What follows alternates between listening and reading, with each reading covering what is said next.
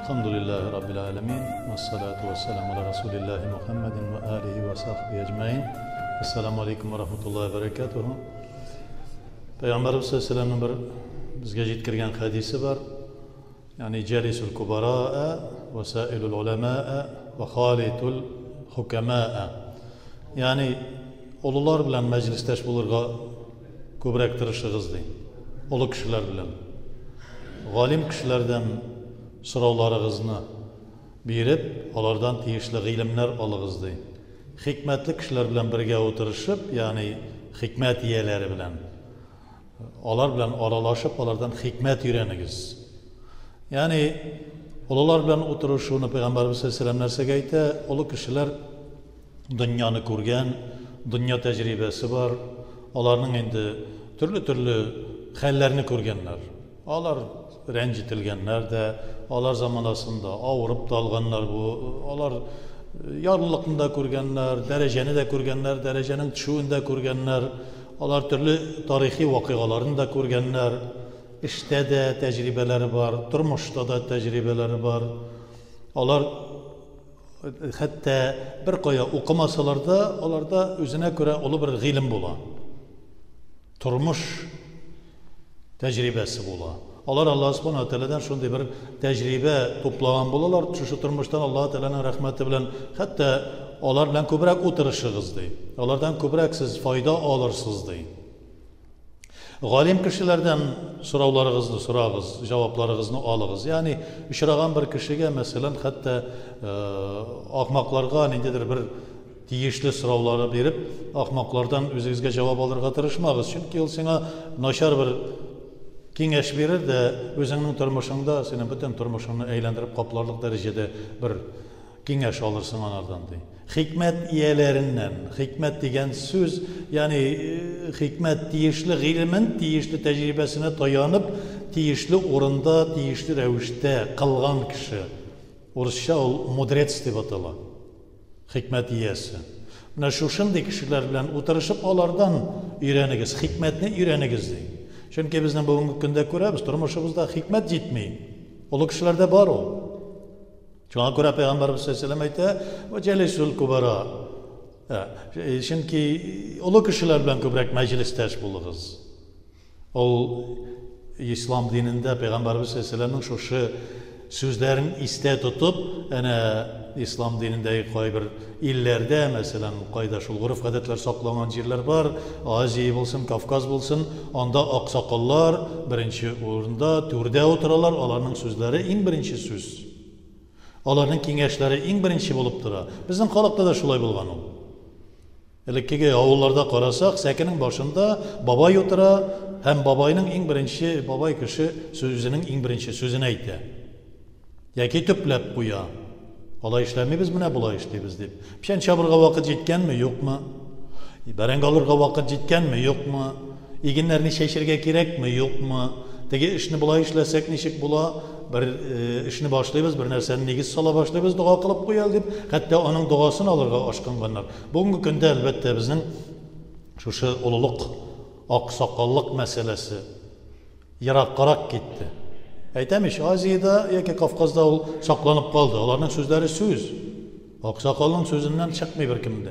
Bizden bu Avrupa tiresinde şulay yoki gün çıkıştın, yakın gün çıkış deyip aytegende, hatta Garab illeri bulsun, onda azraq bitti. Bütünlay bitmese de olay kalmadı. Tigilerde gibi urf adet gibi kalmadı. Baktın ise Peygamberimiz sallallahu aleyhi ve sellem'in sünneti o. Ne için biz her vakitte de meşitte de babaylarımız diyoruz, ulularımız diyoruz. Çünkü onların çok kalmadı. Bizden 50 yaşayız deyip yaşlar mesela bizim falan kadar yıl var elmine qarayız da onlarga. Onlar 80-90'ga yetken bizden de şunun kadar var eli deyip türlü günahlar da işlerge mümkün. Tez etemmin deyip öyleyimiz. Onlar indi, ulular yok. Ulular bugün ertege vakit gelip ciddi deyip kötü oturarlar. Şuna göre onların tecrübeleri, turmuş tecrübeleri nağarak. Şuna göre onların uylagan fikirleri de onların ihlasırak. Kılgan duaları da şuna göre ihlasırak. Biznikine qaraganda. Ne için? O turmuşda ağırlık görgen, turmuşun eşisin, tüşüsün tatıgan, Ул бүген шулай булса, иртәгә аның капма-каршысы була икәнлеген белә ул. Яшьләр бит белми, яшьләр аны үтмәгән. Шуңа күрә яшьләрдә аның кадәр ихласлык та була алмый. Ул төрле авырулар белән авырган, шуның дәваларын да тапкан.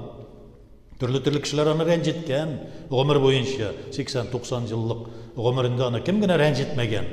Ничек кенә ул рәнҗетүләрдән арынмаган ул, аның төрле юлларын тапкан ул. Фәлән бер вакыйга килеп җитсә, аның вакыйгасын булай үтеп китәргә икәнлеген белә ул. Яшь кеше шапкын ат кебек ул туп-туры бара. Барып үзенең хәрәкәткә бара икәнлеген дә белми. Шуңа күрә безнең халыкта шундый ни бар, яшьләр шапкын ат кебек булса, картлар дилбегә кебек ди. Картлар дилбегә кебек шушны туктатыбрак баралар.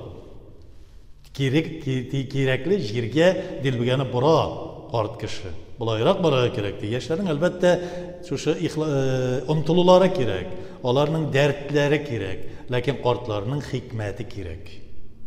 Аларның тормыш тәҗрибәсе кирәк. Шул вакытта гына ил көнебездә, шулай ук ислам динен алсак та, башкасында тормыш, дөньяви тормышны алсак та, ил көнебездә, динебездә, дөньябызда тәртиптә булыр иде. Әгәр дә яшьләр белән картлар бергәләшеп, укмашып бергә бара торган булсалар. Шулай ук инде икенче бер васаилул улама, ягъни галимнәрдән сорагыз сүзләрегезне, үзегезнең тиешле сорауларыгызны галимнәргә бирегез ди Пәйгамбәрбез саллаллаһу алейһи ва сәлләм. Кем ул галим? Галим алган гыйлемен тормышта шушы гамәл кыла торган кеше. Булган гыйлеме белән гамәл кыла торган кеше. Теге ишрады, тегендә ишрады, монда ишрады сөйләп кенә булмый. Теге китаптан укыдым, бу китаптан укыдым, аннан алдым, моннан алдым. Һәм мин шушның кадәр беләм дип әйткән кеше әле галим түгел ул. Галим алган шушы гыйлемен тормышта тәҗрибә кыла, гамәл кыла шуның белән. Һәм ул аны бер туктаусыз кыла. Гамәлне туктатмый ул. Хакимнәр белән аралашыгыз. Шушы хикмәт ияләре белән аралашыгыз. Хикмәт ияләре алар һәр вакытта да кирәклесен сиңа әйтеп бирә.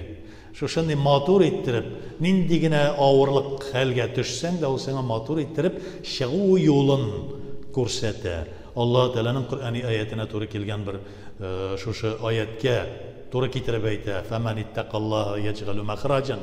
Аллаһ Тәгаләгә тәк каршында тәкъва булган кешегә хәерле чыгыш, төрле вакыйгадан, төрле ситуациядан чыгыш таба Аллаһ Тәгалә дигәнне сиңа шушыны аңлатып бирә.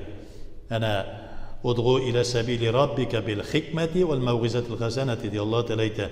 Аллаһ Тәгалә юлына чакырган вакытта да, Аллаһ Тәгалә юлына кемнедер өндәгән вакытта да хикмәт белән чакырды. Матур сүз белән чакырды. Хикмәт турысында хәтта аерым бер хаким, хикмәтле кеше турында Луқман сүрәсе Аллаһ Субханаһу ва Тәгалә китерә. Коръәни Кәримдә дә ул хаким, Луқман хаким диләр. Ул хикмәтле кеше, бик тә шушы үзенең хикмәтләре белән кешеләргә бик тә хәерле үгет-нәсихәтләр биргән. Моның киресе нәрсә?